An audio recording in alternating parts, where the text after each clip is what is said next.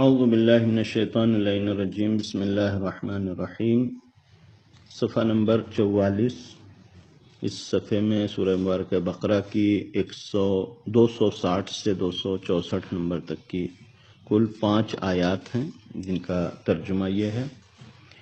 اور اس موقع کو یاد کرو جب ابراہیم نے التجا کی کہ پروردگار مجھے یہ دکھا دے کہ تو مردوں کو کس طرح زندہ کرتا ہے۔ ارشاد ہوا کیا تمہارا ایمان نہیں ہے؟ عرض کی ایمان تو ہے لیکن چاہتا ہوں۔ ارشاد ہوا کہ 4 طائر پکڑ لو اور انہیں اپنے سے مانوس بناؤ، پھر ٹکڑے ٹکڑے کر کے ہر پہاڑ پر ایک حصہ رکھ دو اور پھر آواز دو، سب دوڑتے ہوئے آ جائیں گے۔ اور یاد رکھو کہ خدا صاحب عزت بھی اور صاحب حکمت بھی ہے۔ جو لوگ راہ خدا میں اپنے اموال خرچ کرتے ہیں ان کے عمل کی مثال اس دانے کی ہے جس سے 7 بالیاں پیدا ہوں اور پھر ہر بالی میں 100 دانے ہوں، اور خدا جس کے لیے چاہتا ہے اضافہ بھی کر دیتا ہے کہ وہ صاحب وسعت بھی ہے اور علیم اور دانا بھی۔ جو لوگ راہ خدا میں اپنے اموال خرچ کرتے ہیں اور اس کے بعد احسان نہیں جتاتے اور اذیت بھی نہیں دیتے ہیں، ان کے لیے پروردگار کے ہاں اجر بھی ہے اور نہ کوئی خوف ہے نہ حزن۔ نیک کلام اور مغفرت اس صدقے سے بہتر ہے جس کے پیچھے دل دکھانے کا سلسلہ بھی ہو۔ خدا سب سے بے نیاز اور بڑا بردبار ہے۔ ایمان والو، اپنے صدقات کو منت گزاری اور اذیت سے برباد نہ کرو، اس شخص کی طرح جو اپنے مال کو دنیا دکھانے کے لیے صرف صرف کرتا ہے اور اس کا ایمان نہ خدا پر ہے نہ آخرت پر۔ اس کی مثال اس صاف چٹان کی ہے جس پر گرد جم گئی ہو کہ تیز بارش کے آتے ہی بالکل صاف ہو جائے۔ یہ لوگ اپنی کمائی پر بھی اختیار نہیں رکھتے اور اللہ کافروں کی ہدایت بھی نہیں کرتا۔ اس سورہ کی جو سب سے پہلی آیت ہے اس کا تعلق گزشتہ صفحے کے مطالب سے ہے کہ گزشتہ صفحے میں جو مطالب بیان کیے گئے ہیں وہ پروردگار عالم کی قدرت کہ پروردگار عالم حیات اور موت کی قدرت رکھتا ہے اور صرف حیات اور موت خدا ہی کے ہاتھ میں، صرف اور صرف خدا کے ہاتھ میں حیات اور موت کا اختیار ہے۔ حیات اور موت کے اوپر اور کسی کو بھی قدرت حاصل نہیں ہے۔ اب یہ حیات اور موت پروردگار عالم کے یہاں، بہرحال جو انسان پہلی خلقت کے اوپر ایمان اور عقیدہ رکھتا ہو اس کے لیے پھر کوئی ایسی بعید چیز نہیں ہے کہ انسان یہ کہے کہ مثلا پروردگار عالم مرنے کے بعد کیسے لوگوں کو زندہ کرے گا۔ لہذا یہاں پر جو مثال ذکر کیا گزشتہ صفحے میں بھی، ایک نبی نے پروردگار عالم سے پوچھا کہ کیسے زندہ کرے گا۔ مراد یہ ہے کہ پروردگار عالم دکھا دے کہ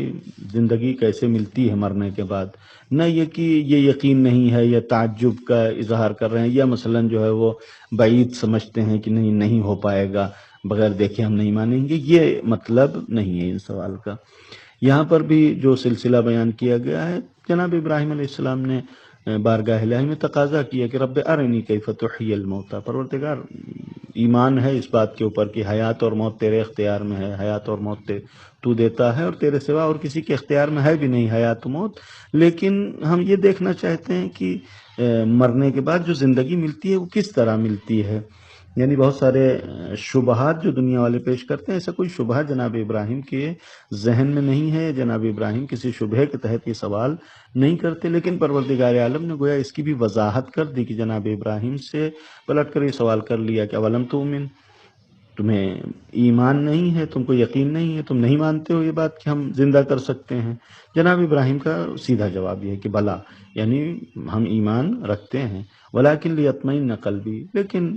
بہرحال شنیدن کئی بود مانند دیدن کہ ایک مرتبہ دیکھ کے جو یقین حاصل ہوگا وہ ایک الگ مرحلہ ہے۔ یعنی یقین تو ویسے بھی ہے لیکن یہ کہ وہ کیفیت کیا ہوگی حیات کی وہ ہم دیکھ لیں۔ لہذا جناب ابراہیم کو پروردگار عالم نے حکم دیا کہ فخذ 4 من الطیر، 4 پرندے پکڑو اور ان 4 پرندوں کو خود سے مانوس کر لو اور اس کے بعد پھر یہ جملہ فَسُرْهُنَّ إِلَيْكَ، اس کے دو طرح سے معنی کیے گئے ہیں۔ بعض لوگوں نے کہا کہ نہیں، ان کو کاٹ کے اور پھر ان کا قیمہ بنا دو اور اس کے بعد جو ہے وہ معنی بعض لوگوں نے کیا ہے کہ نہیں، اپنے سے مانوس کر لو اور اس کے بعد پھر کاٹ کر ان کے مثلاً بدن کے اجزاء کو پہاڑ کے اوپر رکھ دو 4 الگ الگ سمتوں میں، اور اس کے بعد پھر ان کو بلاؤ، کہ یہ ایک سلسلہ ہوگا کہ جناب ابراہیم مثلاً خود اپنی آنکھوں سے دیکھیں گے کہ کس طریقے سے وہ سارے اجزاء جو ہے وہ پروردگار عالم کے حکم سے اور جناب ابراہیم کے بلاوے پر وہ کس طریقے سے جناب ابراہیم کے پاس آتے ہیں، یا اپنی گردن سے آ کر، اپنے سر سے آ کر وہ ملحق ہوتے ہیں۔ اور بہرحال یہ جناب ابراہیم کے داستان ہے، اور اس کے حوالے سے بہت سارے نکات ہیں کہ بہت سارے لوگوں نے اس کی بالکل ایک الگ عرفانی تفسیر کی ہے کہ مثلا کوئی پرندہ نہیں ہے، بلکہ اس طریقے سے کہ یہ 4 پرندے 4 انسان کی خصلتوں کی طرف اشارہ ہے کہ اگر یہ خصلتیں انسان کی ختم ہو جائیں تو خود بخود انسان جو ہے وہ پروردگار عالم کی طرف راغب ہو جائے گا۔ بہرحال ایک چونکہ ظاہری الفاظ یہی ہیں کہ وہ 4 پرندوں کو پروردگار عالم نے کہا کہ ان کو اپنے پاس رکھو اور اس کے بعد پھر ان کے گوشت کے ٹکڑے کو مثلاً پہاڑوں کے اوپر رکھو، یہ داستان ذکر کی گئی ہے۔ لیکن یہاں پر ایک جو ظاہری معنی ہے اور جو قرآن کے ظاہری الفاظ کے اعتبار سے معنی کیے گئے ہیں، وہ یہ کہ خدا اپنی قدرت اس بات پر دکھانا چاہتا ہے کہ حیات پروردگار عالم اس بات پر قادر ہے کہ مرنے کے بعد حیات دے دے۔ یعنی گزشتہ آیت میں بھی یہی پیغام تھا کہ پروردگار عالم مرنے کے بعد بھی قدرت رکھتا ہے کہ وہ دوبارہ حیات دے، کہ جناب عزیر کے گدھے کو جناب عزیر کی آنکھوں کے سامنے بالکل اسمبل کیا اور گویا اکٹھا کیا، جس سے جناب عزیر نے جسے دیکھا کہ ہاں کس طریقے سے ہڈیاں اکٹھا ہوئیں اور ان پر گوشت چڑھا۔ یہاں پر بھی جناب ابراہیم کو گویا خود یعنی جناب ابراہیم کی آنکھوں نے دیکھا کہ کس طریقے سے پرندے جو ہے وہ آ کر اپنے سر سے ملحق ہوئے اور ان کو دوبارہ حیات ملی۔ اس کے بعد کی آیات شروع ہو جاتی ہیں انفاق کے سلسلے میں۔ اس کے بعد جو 4 آیات ہیں، چاروں راہ خدا میں انفاق کرنے کے حوالے سے ہیں، کہ جو لوگ بھی راہ خدا میں انفاق کرتے ہیں، مال اپنا خرچ کرتے ہیں، یہ ان کے لیے بہت عظیم ثواب کا باعث ہے، کہ جس کے ثواب کی طرف یہ اشارہ کیا قرآن مجید نے کہ ایک گویا نیکی جو انسان انجام دیتا ہے، یا مثلا 1 درہم 1 روپیہ 1 پیسہ بھی اگر جو ہے راہ خدا میں انسان خرچ کرتا ہے تو اس کی ویلیو کیا ہے، یہ 1 پیسہ یا 1 روپیہ کتنا ہو جائے گا۔ یہ کہا کہ ایسے ہے کہ جیسے ایک دانہ جب زمین میں لگایا جاتا ہے تو ایک دانے کی کوئی حیثیت نہیں ہے، یعنی ایک دانہ مثلا اگر ہمارے پیروں کے نیچے آ جائے، رگڑ دیں، ختم ہو جائے گا اس کا وجود۔ ایک دانہ آگ میں ڈال دیں، بالکل یعنی اس کے ایک دانہ مثلا بہت سارے پرندے ایسے ہوں گے کہ جن کے شکم کو سیر نہیں کر سکتا ہے۔ ایک دانہ بہرحال بہت سارے پرندوں کو کی نظر میں بھی کوئی اہمیت نہیں رکھتا ہے، لیکن یہ ایک دانہ اگر زمین میں ڈالا جاتا ہے تو یہاں سے جو اس دانے کے وجود میں رشد اور نمو آتا ہے وہ یہ ہوتا ہے کہ ایک دانہ ایک درخت بنتا ہے۔ ایک درخت میں 7 بالیں ہوتی ہیں، اور یہاں پر چونکہ عام طور سے مفسرین نے گندم کا ذکر کیا، ورنہ مثلا ایک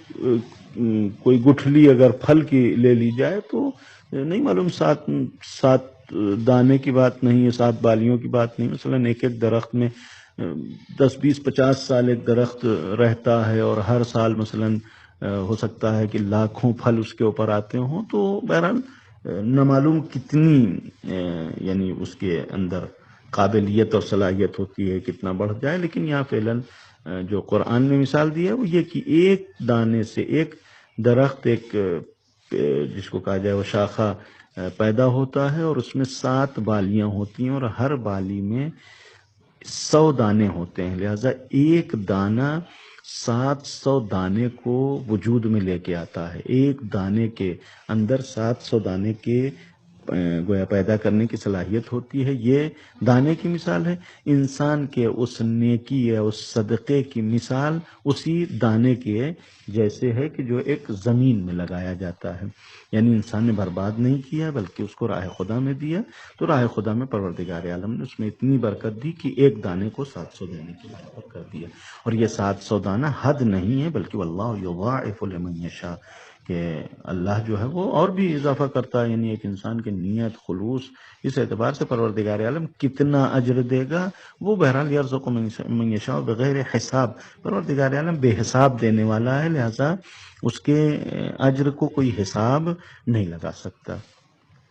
یہ ایک مرحلہ ہے کہ جس میں اجر اور ثواب بیان کیا گیا. اور اس کے بعد پھر جو خطرات پائے جاتے ہیں کہ ایک انسان کے نیکیاں کیسے ضائع ہو جاتی ہیں، کہ انسان یہاں پر ایک دانے کی مثال دیا، ایک عمل کی مثال دیا، یا مثلا 1 روپے اگر اس حد تک پہنچ سکتا ہے تو جو مثلا لاکھوں کروڑوں خرچ کرتے ہوں گے اتنا ان کا کیا مقام ہوگا، کتنا ان کو ثواب ملنے والا ہوگا. لہذا یہ شرائط بیان کیے گئے کہ اس ایک نیکی کو محفوظ رکھنا یہ بہت بڑا ہنر ہے. لہذا یہ 262 نمبر کی آیت میں کہا کہ اگر لوگ راہ خدا میں خرچ کرتے ہیں تو اس خرچ کرنے کے بعد ان کے یہاں ایسا نہیں ہونا چاہیے کہ وہ جن کے اوپر خرچ کر رہے ہیں ان کے اوپر احسان جتائیں یا خود احسان جتائیں، فخر و فروشی کریں کہ ہم نے یہ دیا ہے، ہم نے یہ کیا ہے، اور نہ جو ہے وہ ان لوگوں کی اذیت کا باعث ہو کہ جن کے اوپر یہ مال صرف کر رہے ہیں. یہاں پر اس نقطے کی طرف اشارہ کر دیں. پہلے صفحے میں سورہ مبارکہ بقرہ کی گویا ابتدائی آیات کے ذیل میں اس نقطے کی طرف ہم نے اشارہ کیا بھی ہے کہ یہ جو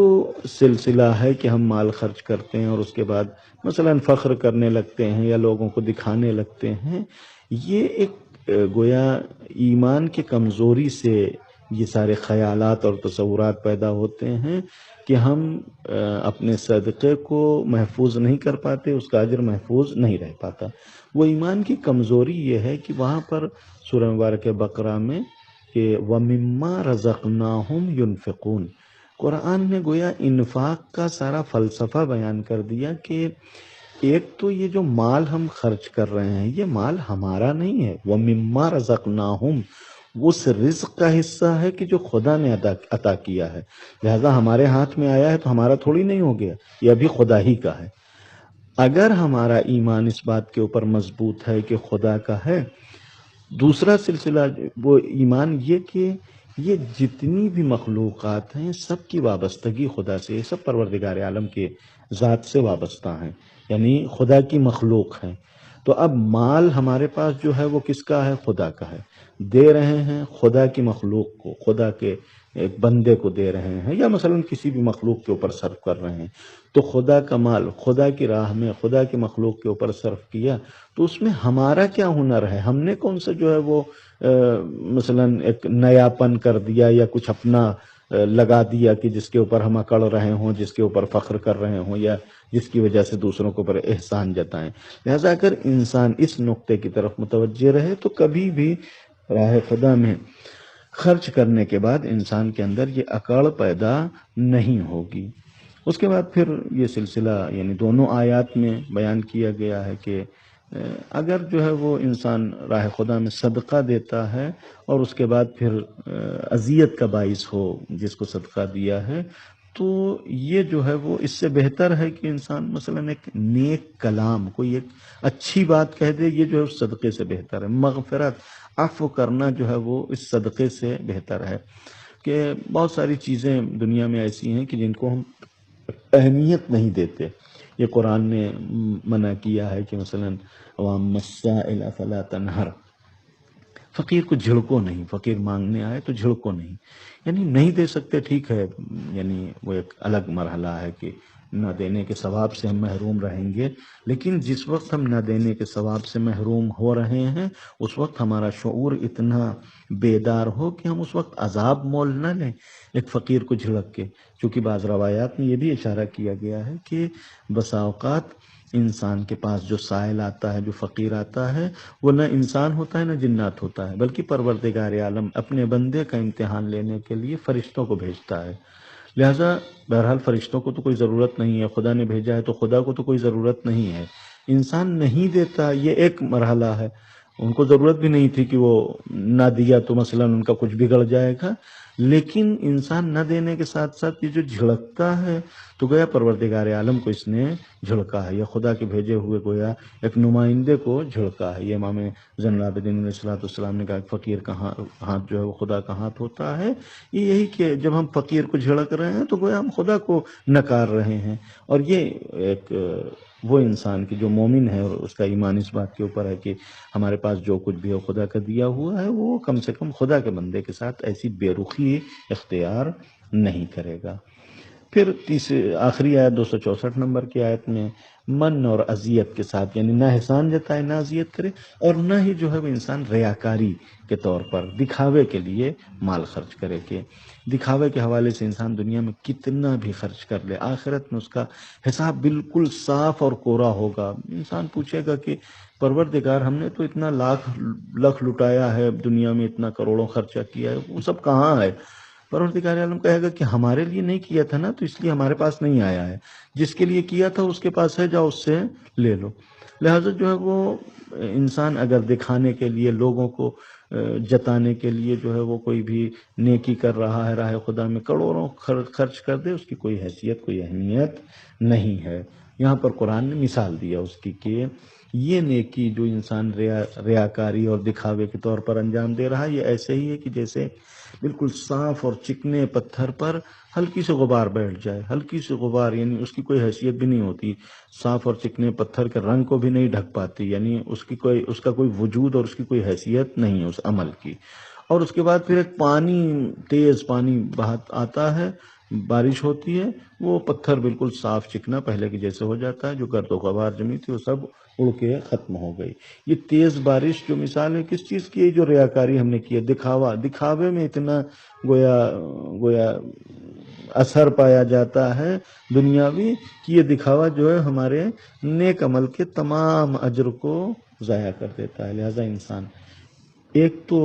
راہ خدا میں انفاق کرنے کی کوشش کرے، ولو کم، چاہے جتنا کم ہو، لیکن انسان کم دینے سے شرمانا نہیں چلا. تستح من عطاء القلیل فإن الحرمان اقل منه. اور وہ کم دینے کے بعد یا زیادہ بھی اگر ہے انسان دے رہا ہے تو دینے کے بعد انسان اپنے اجر کو محفوظ رکھے. کس طریقے سے؟